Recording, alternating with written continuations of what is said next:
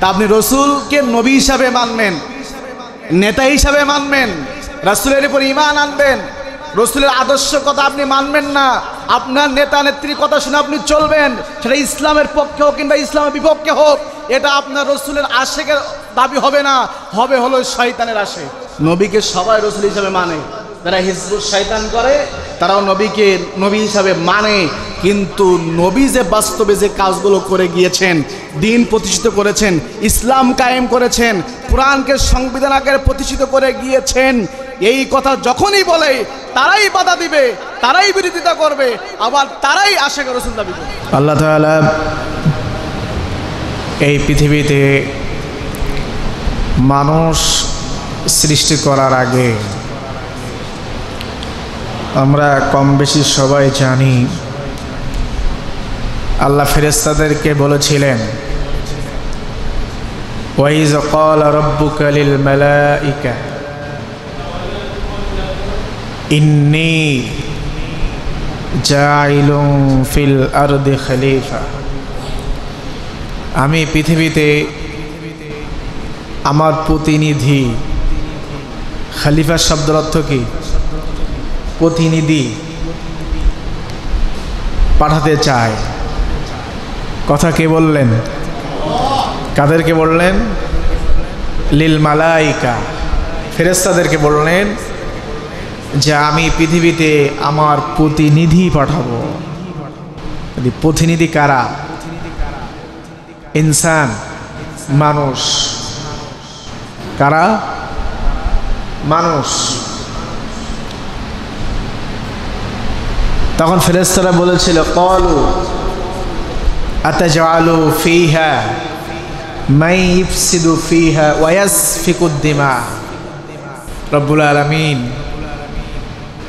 আপনি যাদেরকে পৃথিবীতে পাঠাবেন তারা তো ওখানে গিয়ে মারামারি করবে, হানাহানি করবে, ফিতনা ফাসাদ সৃষ্টি করবে। আপনি কেন তাদেরকে পাঠাবেন? তাহলে প্রথম আল্লাহ ফেরেশতাদেরকে বললেন আমি পৃথিবীতে কি পাঠাবো? কি পাঠাবো? খলিফা, প্রতিনিধি। এবার ফেরেশতারা কি বললেন? তারা তো পৃথিবীতে গিয়ে কি করবে? মারামারি করবে, হানাহানি করবে, ফিতনা ফাসাদ সৃষ্টি করবে। এই কথা বলার পরে ফেরেশতারা বলেন, আল্লাহ আপনি যে পৃথিবীতে মানুষ পাঠাবেন, আপনার উদ্দেশ্য যদি এটা হয়ে থাকে, উদ্দেশ্যটা কি? ওয়া নাহনু নুসাব্বিহু বিহামদিকা ওয়া নুকদ্দিসু লাক। তারা পৃথিবীতে গিয়ে আপনার প্রশংসা করবে, আপনার তাসবিহ তাহলিল করবে, জিকির আজগার করবে, নামাজ পড়বে। এই জন্য যদি আপনি পৃথিবীতে মানুষ পাঠাতে চান তাহলে পাঠানোর দরকার নেই। কথা কিন্তু বুঝতে হবে, কথা বুঝতে হবে। প্রথমে আল্লাহ বললেন আমি প্রতিনিধি পাঠাবো। ফেরেশতারা বললেন ওরা গিয়ে কি করবে?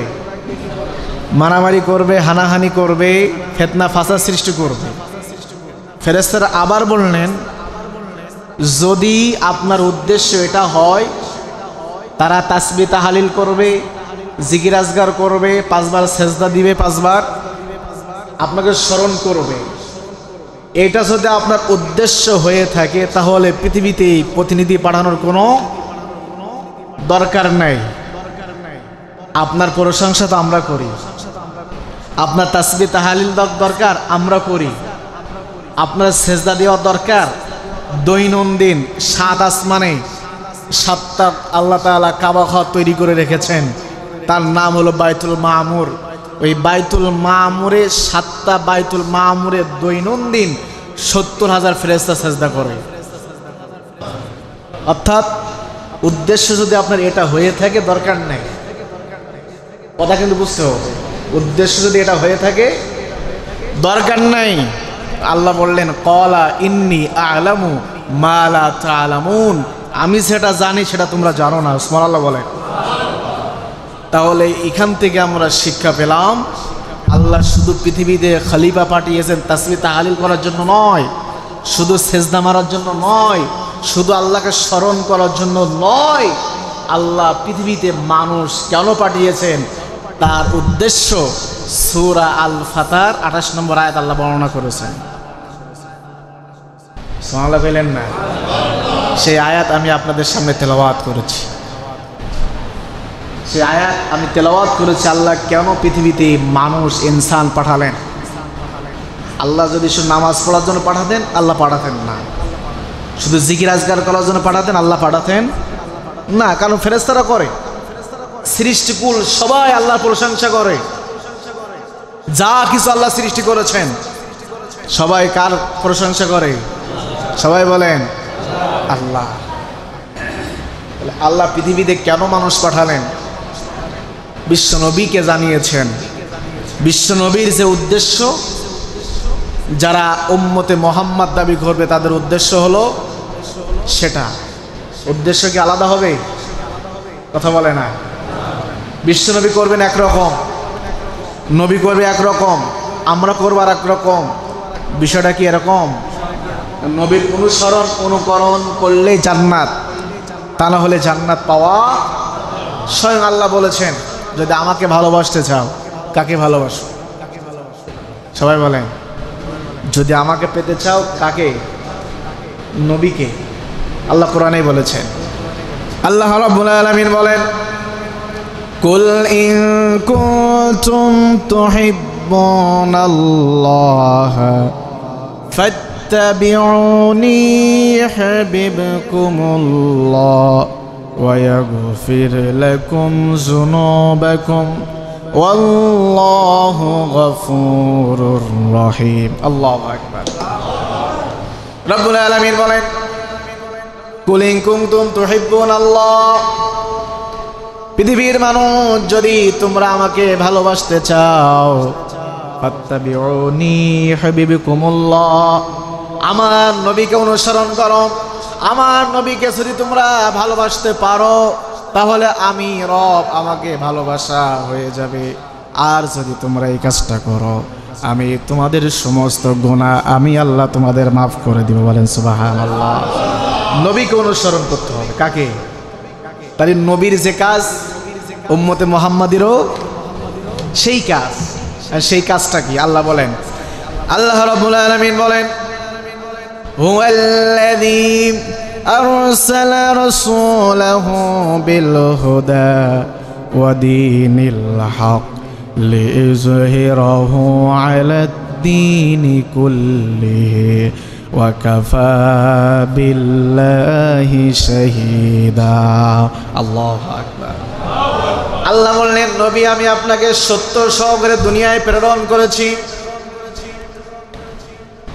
সত্য সহকারে দুনিয়ায় প্রেরণ করেছি। বিল হুদা, হুদা আপনার কাছে প্রেরণ করেছি।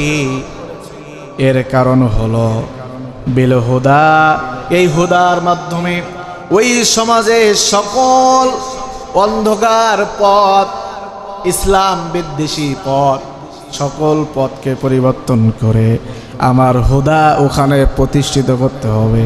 এই জন্য আমি নবী তোমাকে দুনিয়ায় প্রেরণ করেছি। বলেন সুবহানাল্লাহ।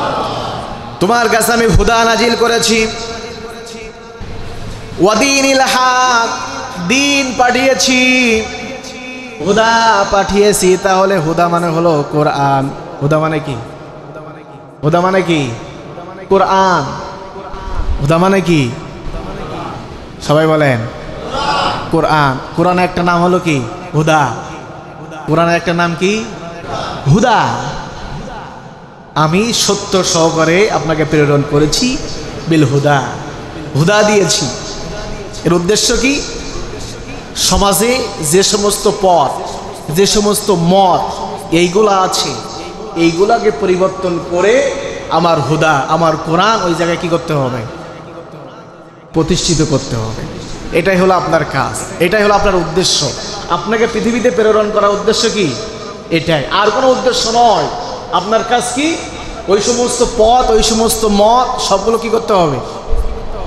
পরিবর্তন করতে হবে। পরিবর্তন করে কি করতে হবে? কথা হয় না, কোরআন প্রতিষ্ঠিত করতে। এখন কোরআন যখন প্রতিষ্ঠিত করতে যাবেন, কারণ পৃথিবীতে বিশ্বনবী সাল্লাল্লাহু আলাইহি ওয়াসাল্লাম আসার আগে আবু জেহেলের একটা পথ, একটা মত, একটা সংবিধান আবু জেহেল তৈরি করেছে। কে তৈরি করেছে? আবু জেহেল। একটা পথ, একটা মত কে তৈরি করেছে? আবু জেহেল যেহেতু রাষ্ট্রপ্রধান, মক্কার প্রেসিডেন্ট তিনি, তার একটা সংবিধান আছে, তার একটা পথ আছে, তার একটা মত আছে, তার তৈরি করা আইন কানুনগুলো আছে। আল্লাহ বললেন ওই আবু জেহেলের যে আইন কানুন, আবু জেহেলের যে পথ, আবু জেহেলের মত, আবু জেহেলের সংবিধান, ওইগুলো পরিবর্তন করতে হবে। পরিবর্তন করে কি করতে হবে? কি করতে হবে? কোরআন, মত, পথ, সংবিধান আকারে প্রতিষ্ঠিত করতে হবে। এইটাই হলো আপনার পৃথিবীতে পাঠানোর উদ্দেশ্য। আর নবীকে যে উদ্দেশ্যে আল্লাহ প্রেরণ করেছেন, উম্মতে মুহাম্মাদীকেও আল্লাহ সেই উদ্দেশ্যে পৃথিবীতে প্রেরণ করেছেন। এইবার আবু জেহেলের সংবিধান পরিবর্তন হবে, আবু জেহেল কি মেনে নিবে? কথা হয় না। আবু জেহেলের মত, তন্ত্র মন্ত্র সব পরিবর্তন হবে, আবু জেহেল কি মেনে নিবে? দল হবে কয়টা? দল হবে কয়টা? কথা কয় না। দল হবে কয়টা? যারা মুহাম্মদ অনুসরণ করে হুদা প্রতিষ্ঠিত করতে চাইবে, কোরআন ছাড়া প্রতিষ্ঠিত করতে চাইবে, তাদের একটা দল। আরে কোরআন প্রতিষ্ঠিত হবে না, আবু জেহেলের সংবিধান প্রতিষ্ঠিত থাকবে, তার মত, তার পথ প্রতিষ্ঠিত থাকবে, সেই পক্ষে আর এক দল। তাহলে দল হলো কয়টা? কথা কয় না। দল কয়টা? তাহলে পৃথিবীতে দল কয়টা? মুসলমানের দল হবে কয়টা? জি। আর পৃথিবীতে দল থাকবে কয়টা? দুইটা দল আমাদের সামনে। কয়টা দল? আরো জোরে বলেন। দুইটা দল। একটা দল কি? হিজবুল্লাহ, আল্লাহর দল। আর একটা হলো হিজবুশ শয়তান। কার দল? কথা কয় না। এখন হিজবুল্লাহ দল কোনটা? হিজবুল্লাহ দল হলো সেটা আল্লাহ নবীকে পৃথিবীতে পাঠিয়েছেন যে কাজের জন্য। রসুল যে কাজ প্রতিষ্ঠিত সমাজে করতে চায়, কোরআন প্রতিষ্ঠিত করতে চায়, এই কাজে যারা সহযোগিতা করে তারা হলো হিজবুল্লাহ। সুবহানাল্লাহ বলেন। সেটাই হলো আল্লাহর দল, সেটা হলো আল্লাহর দল। আর হিজবুশ শয়তান হলো সেই দল যারা কোরআন প্রতিষ্ঠিত করতে চায় না। মুহাম্মদ যে হুদা নিয়ে আসছে, পথ মত নিয়ে আসছে, সংবিধান আল্লাহর পক্ষ থেকে নিয়ে আসছে, এটা যারা প্রতিষ্ঠিত করতে চায় না, আবু জেহেল অনুসরণ করে যারা, এরাই হলো হিজবুশ শয়তান। কথা কি ক্লিয়ার? কথা মানে বুঝাতে পারি নাই। কোরআন যারা প্রতিষ্ঠিত করতে চাইবে, সংবিধান আকারে যারা মানতে চাইবে, এটা হলো কি দল? হিজবুল্লাহ। কার দল? কার দল? আর যারা চাইবে না, আবু জেহেল চাই নাই, উতবা চাই নাই, সাইবা চাই নাই, তার অনুসারীরা কেউ চাই না, এজন্য তাদের দলটা কি হলো? হিজবুশ শয়তান। এখন পৃথিবীতে দল থাকবে দুইটা, একটা হলো হিজবুল্লাহ আর একটা হিজবুশ শয়তান। যে কোনো একটা দল আপনাকে গ্রহণ করতে হবে। যে কোনো একটা দল আপনাকে কি করতে হবে? কথা বোঝাতে পারি নাই। যে কোনো একটা দল আপনাকে গ্রহণ করতে হবে, হিজবুল্লাহ আর না হয় হিজবুশ শয়তান। এখন আপনি বলবেন আমি কোনো দলে নাই, তাহলে আপনি কি? এই জাতির মুনাফিক। এই জাতির কি? এই জাতির যারা বলে আমি হিজবুল্লাহ করি না, হিজবুশ শয়তানেও নয়, তারা হলো এই জাতির মুনাফিক। এই জাতির কি? যে কোনো একটাকে আপনাকে করতে হবে, হ্যাঁ আবু জেহেল নাই মুহাম্মদ, হ্যাঁ কোরআন না হয় শয়তান, হ্যাঁ আল্লাহর দল নাই শয়তানের দল। যে কোনো একটা আপনাকে করতেই হবে, না করলে আপনি কি? মুনাফিক। আর একটা কথা আছে, যারা বলে আমি পুরুষও না মহিলাও না, এরা কি? কথা কয় না। এরা কি? হেজরা। যারা বলে আমি পুরুষও নই মহিলাও নই, এরা কি? তাহলে পৃথিবীতে দল কয়টা? আওয়াজ দিয়ে বলেন, দল কয়টা? যে কোনো একটা দল আপনাকে, কথা বলে না, যে কোনো একটা আপনাকে হয় কোরআনের পক্ষে, নয় কোরআনের বিপক্ষে। হিজবুল্লাহ না হয় হিজবুশ শয়তান, যে কোনো একটা নিউট্রাল থাকা যাবে না। নিউট্রাল, আমি কোনো টালে নাই, এটা থাকা যাবে না। যে কোনো একটা আপনাকে গ্রহণ করতে হবে। কারণ এই জাতির মুনাফিক যারা, এরা ইসলামের শত্রু, কোরআনের শত্রু, সাধারণ মানুষের শত্রু, নেতা নেত্রীর শত্রু, সকলের শত্রু হলো মুনাফিক। এদেরকে চেনা যায় না, এদেরকে চেনা যায় না। এরা সাংঘাতিক। এরা কি সাংঘাতিক? এরা কি করে জানেন? ইসলামের লিবাস ধারণ করে ইসলামের ভিতরে প্রবেশ করে তলে তলে ইসলামকে ইঁদুরের মতন কুড়ে কুড়ে শেষ করে দেয়। এই চেষ্টা তারা করে। এজন্য নিউট্রাল থাকার কোনো সুযোগ নেই। নিউট্রাল থাকা, এবার যারা হিজবুল্লাহ গ্রহণ করবে, আল্লাহ কোরআনে দলের কথা বলেছেন। আল্লাহ কোরআনেই বলেছেন। কে বলেছে? কে বলেছে? আল্লাহ রাব্বুল আলামিন কোরআনুল কারীমের সূরা মাইদার 56 নম্বর আয়াতে আল্লাহ বলেন, وَمَن يَتَوَلَّهُ وَرَسُولَهُ وَالَّذِينَ آمَنُوا فَإِنَّ حِزْبَ اللَّهِ هُمُ الْغَالِبُونَ আল্লাহু আকবার। রব্বুল আলামিন বলেন, যারা আল্লাহর উপর ঈমান এনেছে, বিশ্বনবী সাল্লাল্লাহু আলাইহি ওয়াসাল্লামের উপরে যারা ঈমান এনেছে, আল্লাহ এবং রসুলকে যারা অনুসরণ করেছে, আল্লাহ এবং রসুলের পথকে যারা গ্রহণ করেছে, এই দলের নাম হলো হিজবুল্লাহ।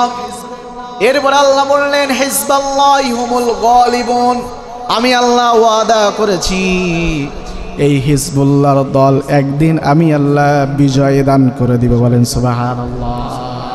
তাহলে হিজবুল্লাহ মানে হলো আল্লাহর উপর ঈমান, রাসূলের উপর ঈমান, আল্লাহ এবং রাসূলকে আনুগত্য করে আল্লাহর পক্ষ থেকে বিশ্বনবী যে বার্তা নিয়ে এসেছেন, প্রেরিত যে বিধান নিয়েছেন, এই বিধান যারাই মানবে তারাই হলো হিজবুল্লাহ।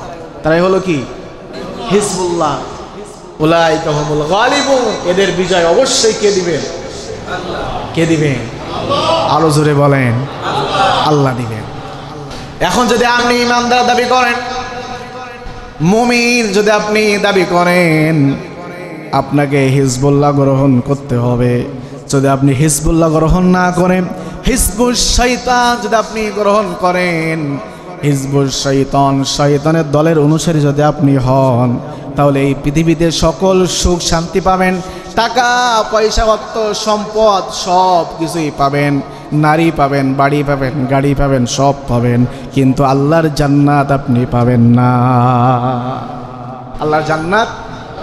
আল্লাহর জান্নাত পাবেন না যদি আপনি কি নেন? হিজবুশ শয়তান।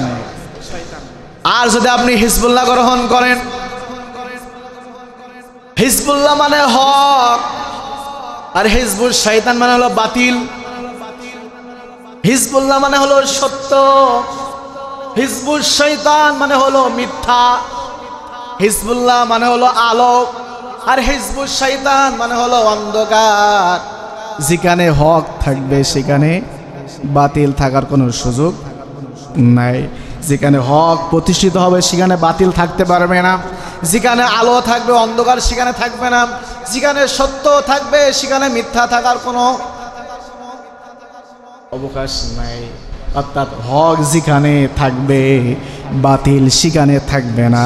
আর এই হক যখন আপনি সমাজে কায়েম করতে চাইবেন, কোরআন যখন সমাজে আপনি বাস্তবায়ন করতে চাইবেন, দিন কায়েম যখন আপনি সমাজে করতে চাইবেন, আপনি ভালো থাকতে পারবেন না। আপনার বিভিন্ন সময় বিভিন্ন আমার আল্লাহ আপনাকে পরীক্ষা নেবেন। কারণ আল্লাহ কোরআনেই বলেছেন, আহাসিবান নাসু আন ইউতরাকু আন ইয়াকুলু আমান্না ওয়া হুম লা ইফতানুন। আল্লাহু আকবার। দুনিয়ার মানুষ মনে করেছো ঈমান এনেছো, এই কথা বললে তোমাদেরকে ছেড়ে দেওয়া হবে না। ওহুম লা ইফতানুন, আমি আল্লাহ এখনো যাচাই করলাম না ঈমানের দিক থেকে কে মজবুত, ঈমানের দিক থেকে কে ঐক্যবদ্ধ হয়েছে, ঈমান কার ভিতরে পরিপূর্ণ হয়েছে আর কার ভিতরে ঈমান নামক প্যারালাইসিস ঢুকেছে, এটা আমি আল্লাহ যাচাই বাছাই করে তারপর তোমাদেরকে জান্নাত দেব। সুবহানাল্লাহ বলেন। তাহলে হক যখন আপনি সমাজে প্রতিষ্ঠিত করতে চাইবেন তখনই আপনার উপরে কি আসবে? পরীক্ষা আসবে, বালা মুসিবত আসবে। যুগে যুগে যত নবী রসুল এই পৃথিবীতে আল্লাহ প্রেরণ করেছে, শুধুমাত্র 2 জন নবী ছাড়া আর সকল নবী রসুল যখন হক সমাজে কায়েম করতে চেয়েছে তাদের উপর বিভিন্ন সময় বিভিন্ন বালা মুসিবত অত্যাচার নির্যাতন করেছে, তারাই যারা হিজবুশ শয়তান গ্রহণ করেছে।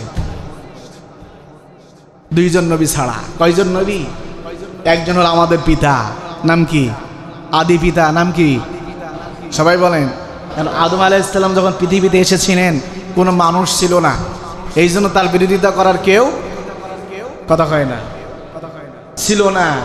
আর একজন হলো সুলাইমান আলাইহিস সালাম, যিনি তাম পৃথিবী শাসন করেছিলেন, তার নাম কি? হযরত সুলাইমান। কারণ তার পিতা ছিলেন দাউদ, সেও নবী, সুলাইমান আলাইহিস সালামও কি নবী। এখন দাউদ আলাইহিস সালাম ছিলেন সেই জামানার প্রেসিডেন্ট, কোরআন প্রতিষ্ঠিত ছিল, দিন কায়েম ছিল। এখন ক্ষমতায় দাউদ আলাইহিস সালাম, তার বিরোধিতা কে করবে? কথা বলে না। দাউদ আলাইহিস সালামের পরেই তার উত্তরাধিকারী হলেন সুলাইমান আলাইহিস সালাম। তিনি হকের উপরেই ছিলেন, তিনি যখন ক্ষমতায় এসেছিলেন হকের উপরেই ছিলেন, এই জন্য তার উপরে কি আসে নাই? বালা মুসিবত আসে নাই।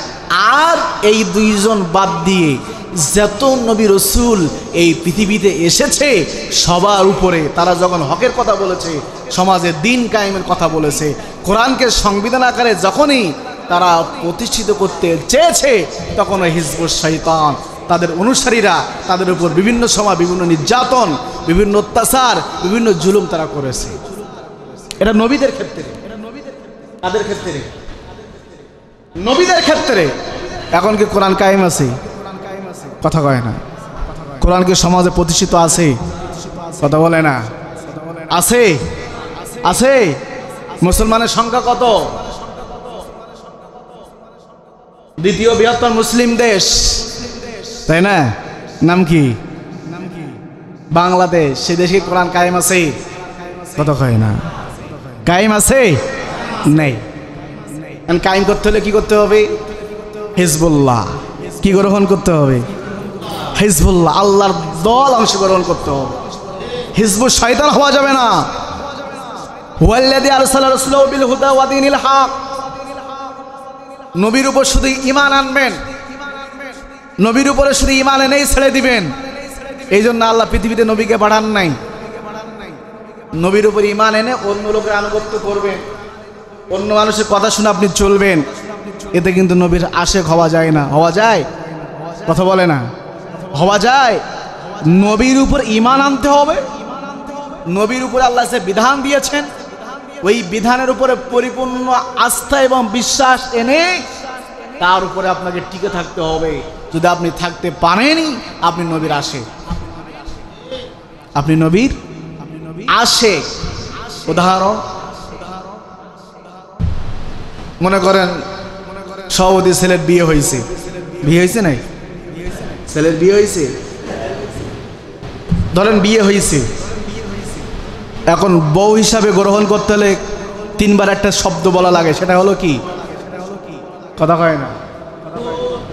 সবাই বলেন কবুল, আলহামদুলিল্লাহ কবুল, নাকি? 3 বার বলা মানে হলো সে আমার জন্য জায়েজ, আমার জন্য জায়েজ। স্বামী স্ত্রীর সম্পর্ক হয়ে গেল, স্ত্রীর দায়িত্ব কি? স্বামীর কথা শুনে চলা, স্বামীর কথা শুনে চলা। এখন মনে করেন 3 বার কবুল পড়ে আপনি আনছেন, এনে সে তার স্বামীর কথা শুনে না, স্বামীর সাথে ভালো ব্যবহার করে না, শুধু স্বামী হিসাবে মেনেছে।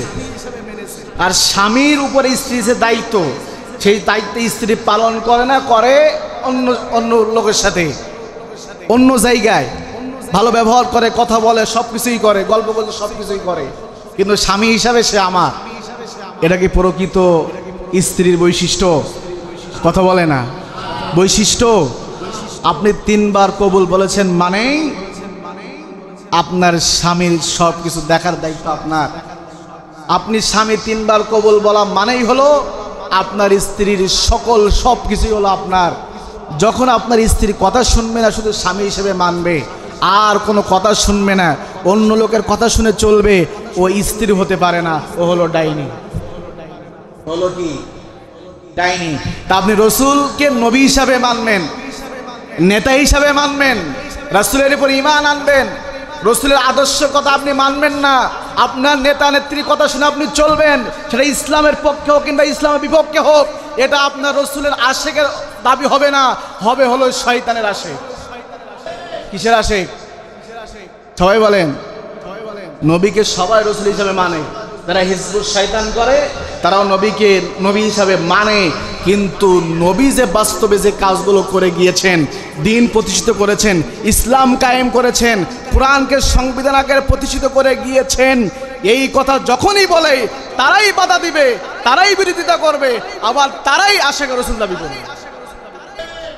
অর্থাৎ ইমানদার হয়ে থাকলে হিজবুল শয়তান করা যাবে না, আল্লাহর দল করা লাগবে, হিজবুল্লাহ। কিসের দল?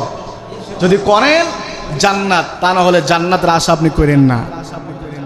এবার আপনি বলবেন যে হুজুর, অনেক মানুষ আছে বলে যে হুজুর আপনারা আবার মানুষের রাজনীতি করেন, তাই না? দলের কথা বলেন। দলের কথা কে বলেছেন? সূরা মাইদা 56 নম্বর আয়াতে বলেছে না হিজবুল্লাহ, আর সূরা মুজাদালার 18 নম্বর আয়াতে আল্লাহ বলেছেন হিজবুল শয়তান। একটা হলো শয়তানের দল, আর একটা হলো কিসের দল? হ্যাঁ, আল্লাহ তো নবীকে পৃথিবীতে পাঠিয়েছেন দিন কায়েমের জন্য, আর এই দিন কায়েম করতে হলে আবু জেহেল যে চেয়ারে বসে মক্কা পরিচালনা করতেছে, ওই চেয়ারে বিশ্ব নবীকে বসা লাগবে, তা না হলে কি কোরআন প্রতিষ্ঠিত হবে নাকি? হবে? হবে না। যখনই বিশ্বনবী ক্ষমতার চেয়ারে বসেছেন, তখনই কি কায়েম হয়েছে? কি কায়েম হয়েছে? কোরআন কায়েম হয়েছে। হয়েছে না? সোনার মানুষ তৈরি করেছে কোরআন দিয়ে। কি দিয়ে? কোরআন দিয়ে। বিশ্বনবী যদি ক্ষমতায় না গিয়ে আবু জেহেলকে বলতো যে তুমি ক্ষমতার চেয়ার চালাও আর আমি কোরআন দিয়ে সমাজ কায়েম করি, সম্ভব? 27টা যুদ্ধের নেতৃত্ব দিয়েছেন, 86টা যুদ্ধ পরিচালনা করেছেন মুহাম্মদ সাল্লাল্লাহু, কিসের জন্য? এখানে বসার জন্য। এখানে যখনই বসতে পারবো,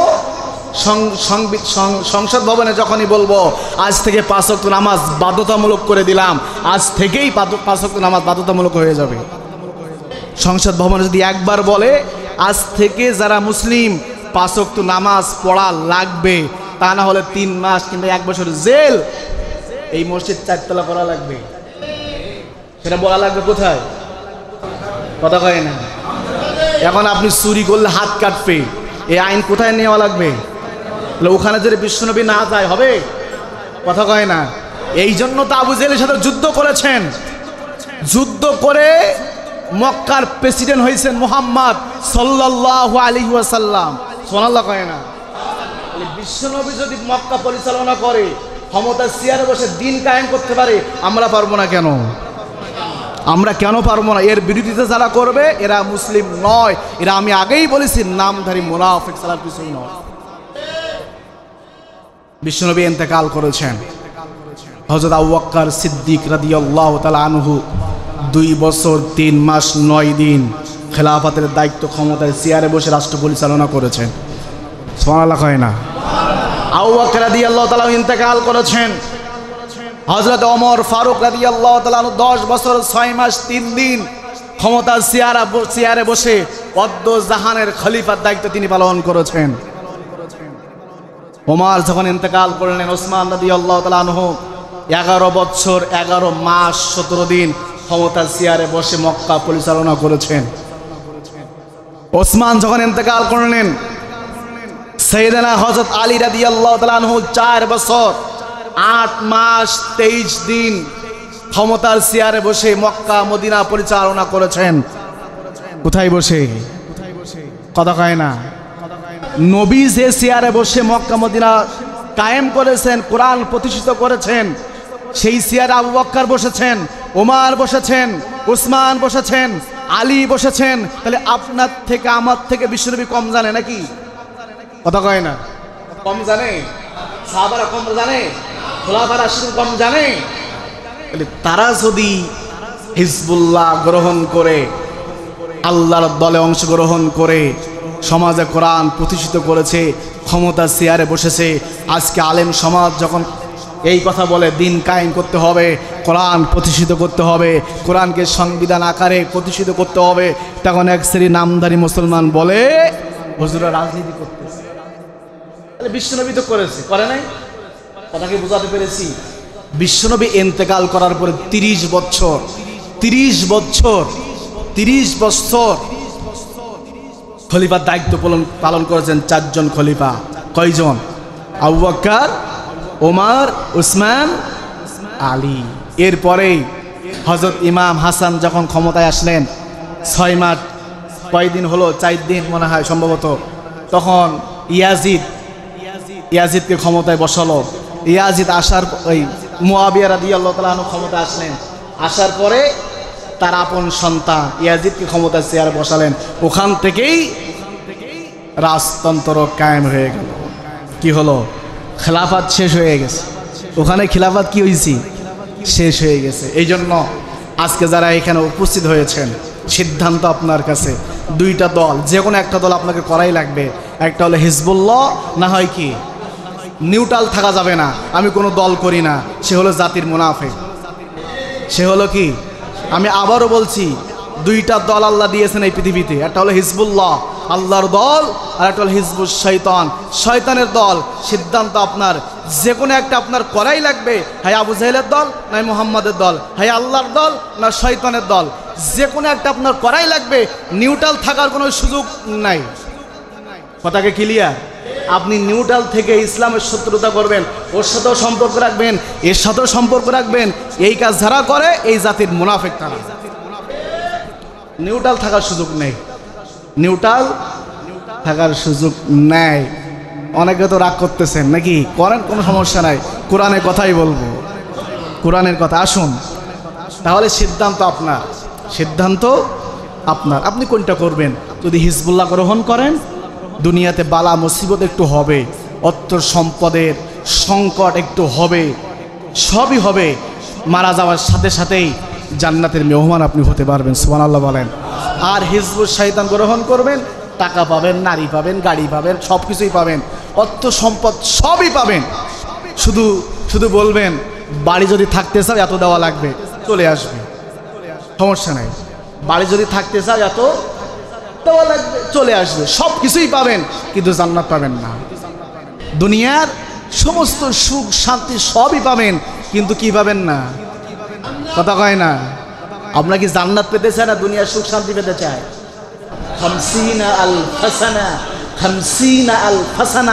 50,000 বছর সমতুল্য একটা দিন হাসরের ময়দান।